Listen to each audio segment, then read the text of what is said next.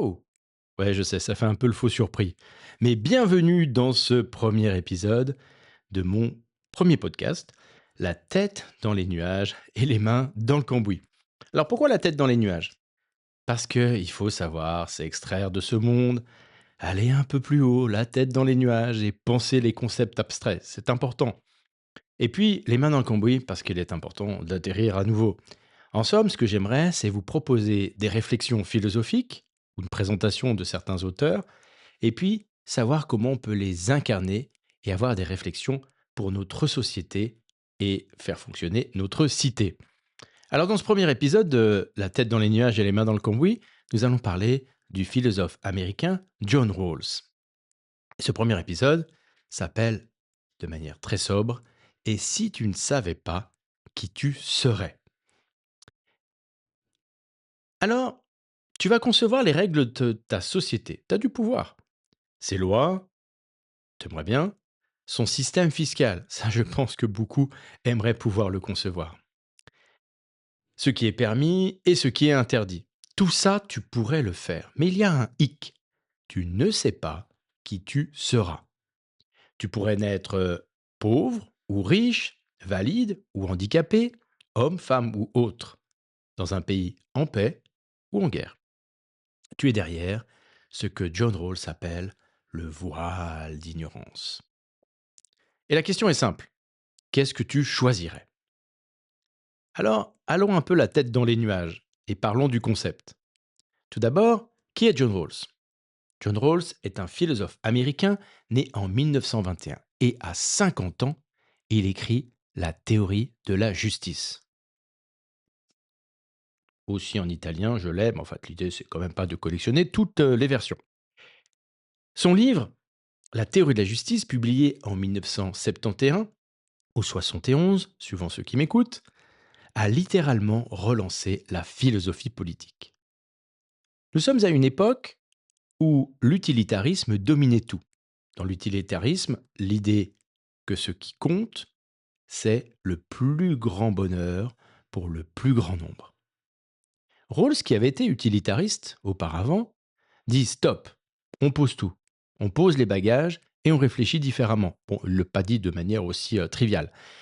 Mais il dit ça ne suffit pas. Parce que cette logique peut justifier de sacrifier une minorité au profit de la majorité. Et une société qui fait ça, est-elle vraiment juste? Pose comme question John Rawls. Alors, il avance l'idée d'un cadre, ce qu'il appelle la position originelle.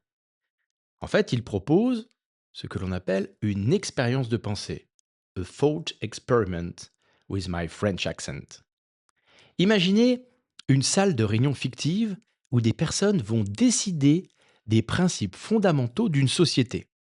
Mais ces personnes sont placées derrière un voile d'ignorance. Bon, c'est un petit effet pour que vous vous rappeliez de ça. Elles ne savent pas quelle position elles occuperont dans la société qu'elles vont créer. Elles ne connaissent pas leur sexe, leur origine ethnique, leur niveau d'intelligence, leur fortune, pas non plus leurs croyances religieuses. Elles savent seulement les généralités sur la nature humaine et le fonctionnement des sociétés. Alors qu'est-ce que l'on choisit derrière ce voile d'ignorance? Rawls soutient que les individus sont rationnels et que ces individus rationnels sont placés dans cette situation et pourraient choisir deux principes. Alors là, il faut me suivre. Premier principe, c'est un principe assez facile, plutôt proche de ce que nous connaissons dans nos sociétés démocratiques et dans nos constitutions. Ce premier principe, c'est chacun a droit aux libertés fondamentales les plus étendues possibles. Deuxième principe, les inégalités sociales et économiques ne sont acceptables qu'à deux conditions. Premièrement, qu'elles soient attachées à des positions accessibles à toutes et à tous, que chacun puisse faire une carrière et avoir une position à laquelle on lui a donné le droit d'accès. Et puis, deuxième principe, que l'on appelle le principe de différence, qui aura été largement critiqué par les commentateurs de John Rawls, C'est que les inégalités sont possibles, les injustices sont possibles, à la seule et unique condition qu'elles bénéficient toujours aux membres les plus défavorisés de la société. En somme, on peut justifier des augmentations de revenus pour les plus riches à la seule et unique condition que les défavorisés en bénéficient toujours. Alors, il faut quand même dire quelque chose. Il y a ce que l'on appelle une priorité lexicographique entre ces deux principes. C'est pas pour rendre la chose plus compliquée, mais c'est aussi pour dire que la théorie de John Rawls ne peut s'appliquer finalement que dans une démocratie. En somme, vous ne pouvez pas appliquer le principe de différence dans une dictature. Et je vais vous expliquer pourquoi. Ce principe et cette priorité lexicographique, c'est que vous ne pouvez pas appliquer le deuxième principe de John Rawls si vous n'avez pas rempli les conditions du premier principe. Ce qui d'ailleurs pourrait être discutable, hein, parce que les libertés fondamentales les plus étendues, eh bien, on pourrait avoir d'un pays à l'autre des différences. Alors, dans ce premier principe, une fois que vous l'avez rempli, vous pouvez passer au deuxième principe. Et dans ce deuxième principe, vous l'avez remarqué, il y a un sous-principe A et un sous-principe B.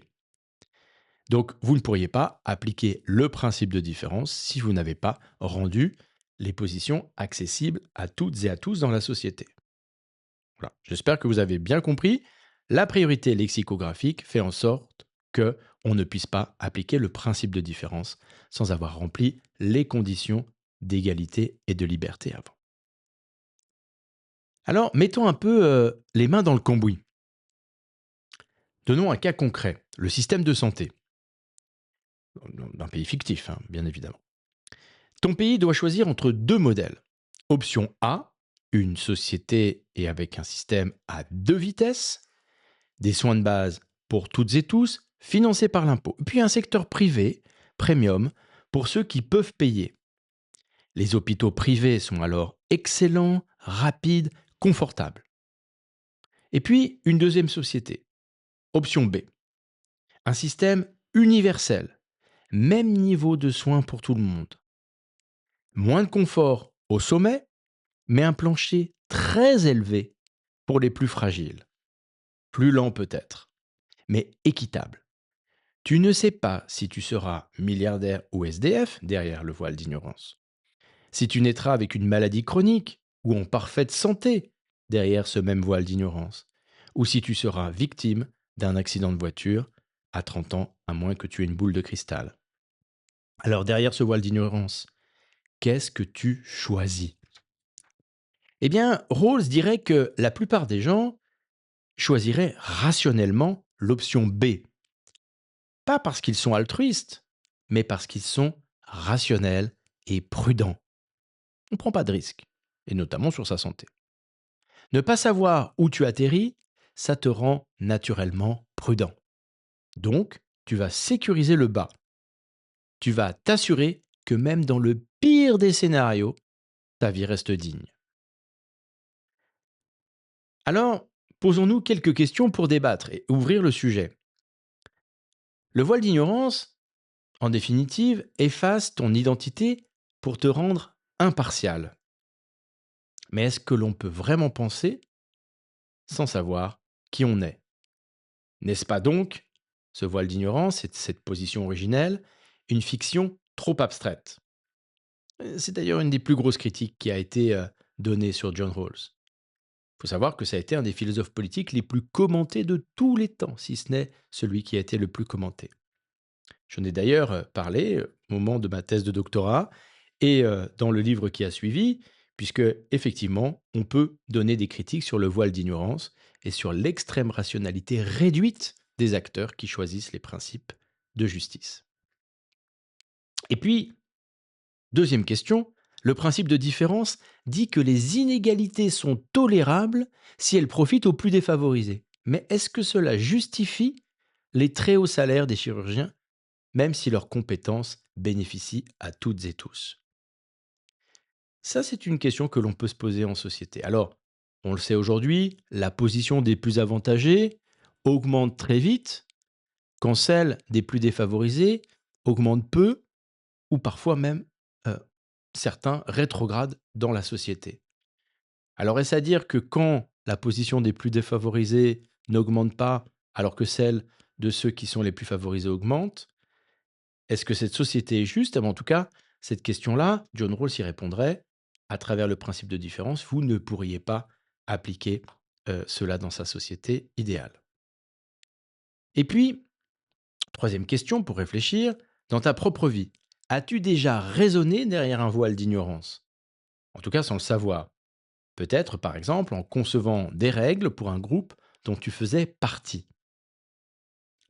À vous de réfléchir, c'est une question assez personnelle, mais vous pourriez peut-être essayer en famille, avec vos amis, avec une bière, un café, toujours bien sûr à consommer avec beaucoup de modération. Écoutez, je serai très heureux de vous retrouver pour mon prochain podcast. En attendant, eh bien, réfléchissez à ces trois questions que je vous ai posées et à l'ensemble des principes, toujours la tête dans les nuages et les mains dans le cambouis. À tout bientôt.